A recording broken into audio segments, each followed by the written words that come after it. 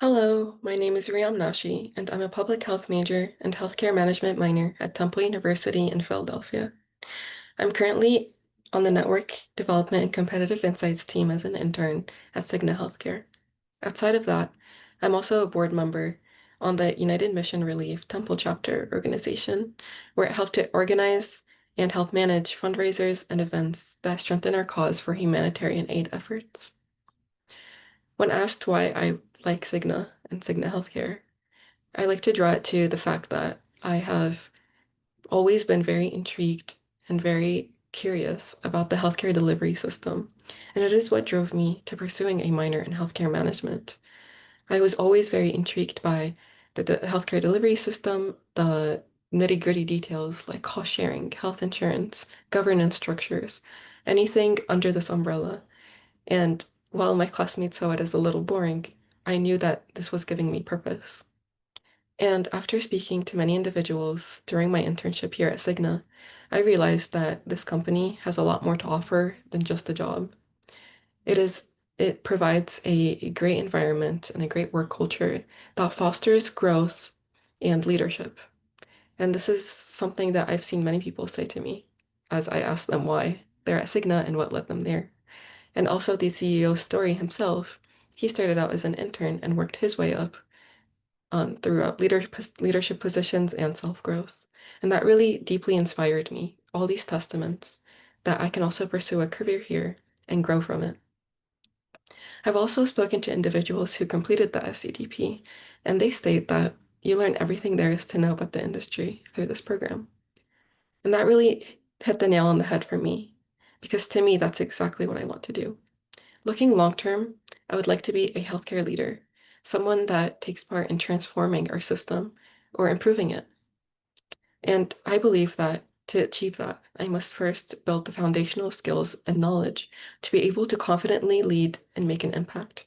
And that is exactly why I think the SCDP would be a great match for me. And I'm incredibly excited to pursue this opportunity. That leads me to the topic I'm going to discuss today, which is reframing adoption and choosing compassion over fear.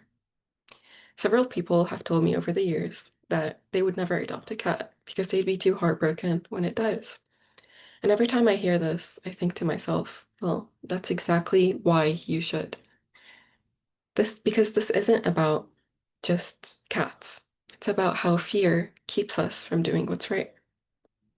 There's millions of cats and other pets in shelters who are hoping to be homed one day, but some of them never get that. And it's not because nobody cares, but it's mainly because people hesitate.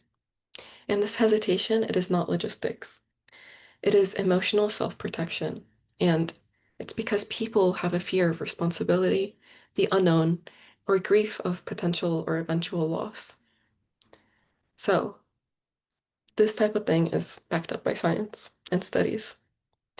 A study done by Hill's Pet Nutrition and Analytics in 2023 found that people hesitate to adopt because of a fear of commitment, cost, and burdens.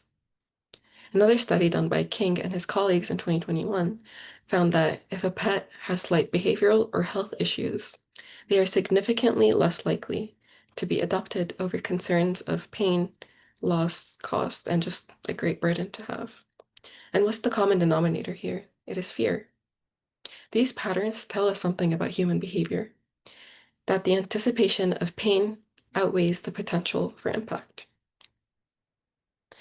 When I first adopted my first shelter cat, he was very afraid, very quiet, and hid under the couch for many days.